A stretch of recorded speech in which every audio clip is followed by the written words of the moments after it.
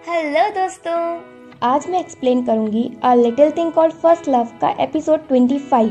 और अगर अभी तक आपने पिछले एपिसोड्स की एक्सप्लेनेशन नहीं देखी तो उनका लिंक आपको डिस्क्रिप्शन बॉक्स में मिल जाएगा।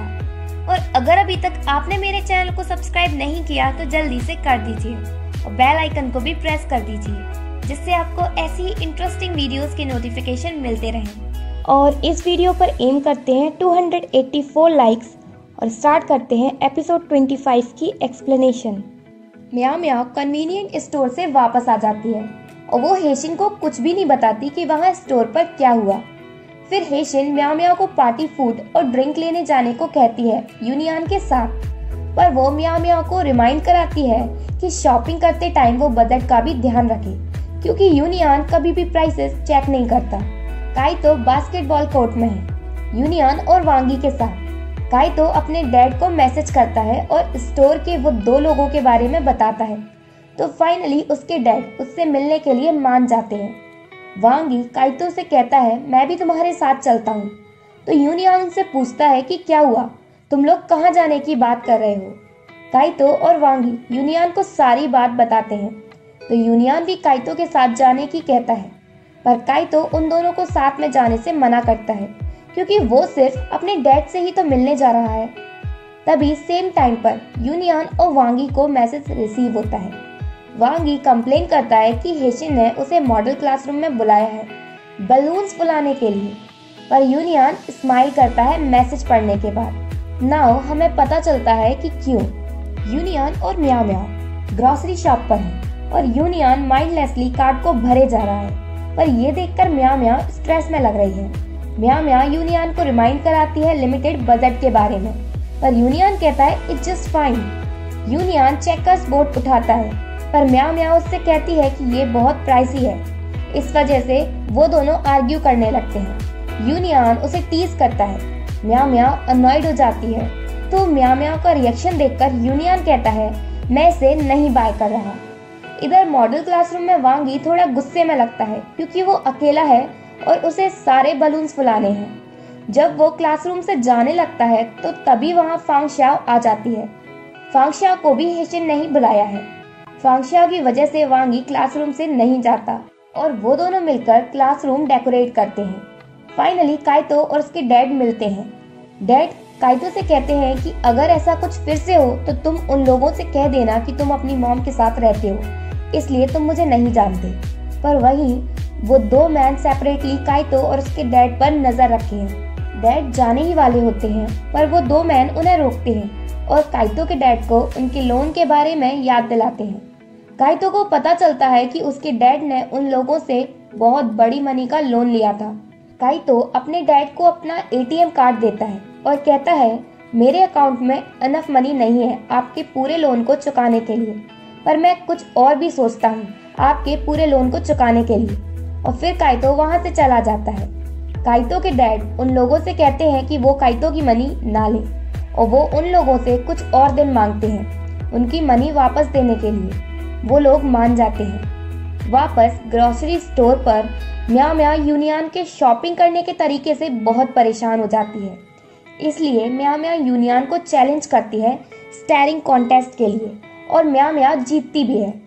हेशिन और लिंशिया न्यूट्रिशन डिपार्टमेंट में है और दोनों मिलकर केक बना रही हैं। इधर सारी ग्रोसरी के लिए यूनियन पे करता है, ये उसकी पेनल्टी है गेम में हारने के लिए। काइतो ये सोचने में लगा है कि वो बाकी के पैसे कहाँ से लाए। वो डिजाइन कंपटीशन की प्राइज मनी चेक करता है और फिर काइतो जाता है मॉडल क्लासरूम, और वो सरप्राइज होता है ये देखकर कि म्याओ म्याओ उसकी बर्थडे पार्टी की प्रिपरेशन कर रही है। पर म्याओ म्याओ तो और ज्यादा सरप्राइज होती है, क्योंकि उसे पता है कि यूनियन और वांगी तो काइतो को लेने गए हैं उसकी सरप्राइज पार्टी के लिए। काइतो म्याओ म्याओ से कहता है मुझे अपनी बर्थडे सेलिब्रेट करना पसंद नहीं है, क्योंकि मैं हमेशा अपने डैड का वेट करता हूँ पर वो कभी नहीं आते। पर काइतो साथ में ये भी कहता है कि आज मेरा सच में हैप्पी बर्थडे है तुम्हारी वजह से। म्याओ म्याओ काइतो को क्लियर करती है कि ये सारी प्रिपरेशन हेशिन ने की है, और इवन ये जो बास्केटबॉल तुमने अनबॉक्स की है वो भी हेशिन का ही गिफ्ट है। काइतो डिसअपॉइंट हो जाता है। फाइनली पूरा ग्रुप वहां पहुंचता है और हेशिन केक लेकर पहुंचती है। काइतो हेशिन को माफ कर देता है और वो सबको साथ में कैंडल्स ब्लो करने को कहता है।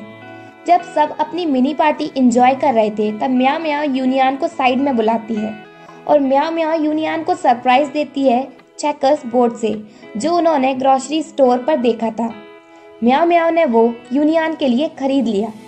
काइतो साइलेंटली उन्हें देख रहा था। यूनियन बोर्ड सेट करता है जिससे वो खेल सके। यूनियन म्याओ म्याओ को बॉटल टी देता है जिससे वो मिस्टेकनली अपनी जैकेट के ऊपर गिरा लेती है।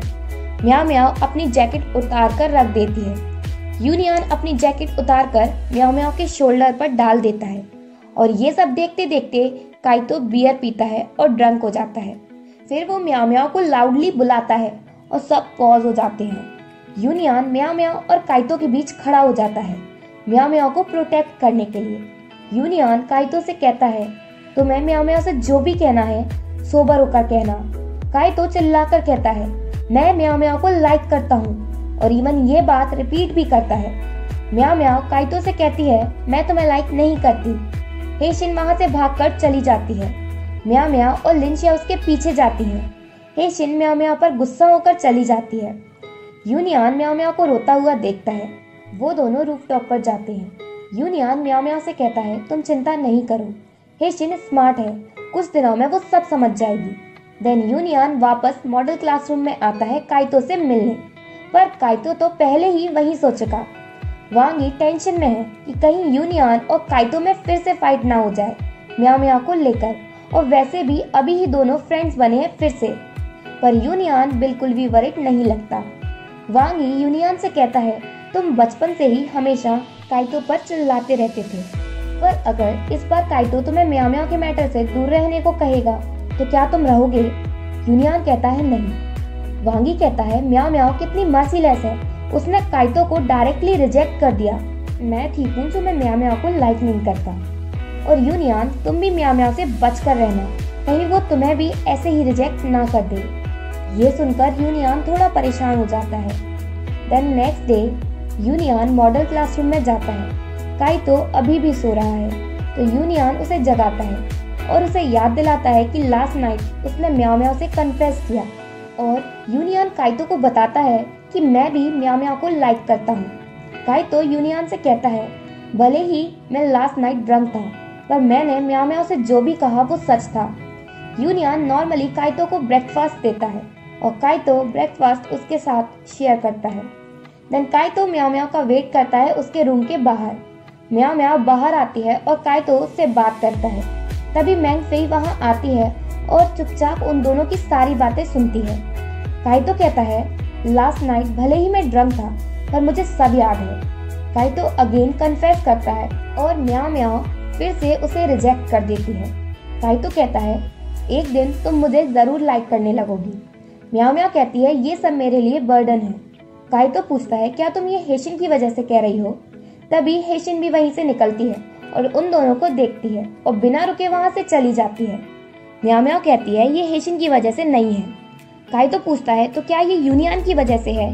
म्याओ म्याओ कहती है, ये सब किसी की भी वजह से नहीं है। देन हेशिन खुद से ही लगी हुई थी बात करनी। तभी वो काइतो के डैड की कन्वर्सेशन सुनती है। वो किसी से फोन पर कहते हैं कि वो काइतो को परेशान ना करे। हेशिन उनसे मिलती है और कहती है कि वो काइतो को परेशान ना करे, और वो काइतो के डैड से कहती है कि मुझे आपके डाइवोर्स का रियल रीजन भी पता है, इसलिए अगर आप चाहते हो कि काइतो को आपका सच ना पता चले तो आप उससे दूर रहो। काइतो के डैड हेशिन को बताते हैं कि वो कैंपस में काइतो का एटीएम कार्ड वापस देने आए हैं, और वो उसका कार्ड हेशिन को देते हैं और उससे कहते हैं कि वो उसको रिटर्न कर दे। हेशिन आर्किटेक्ट डिपार्टमेंट में जाती है काइतो का कार्ड वापस देने, पर वो उसको फोन पर बात करते सुनती है और उसे पता चलता है कि काइतो जॉब्स ढूंढ रहा है। काइतो हेशिन को देखता है, पर हेशिन उसका कार्ड वापस दिए हुए वहां से चली जाती है और एपिसोड 25 यहीं एंड होता है।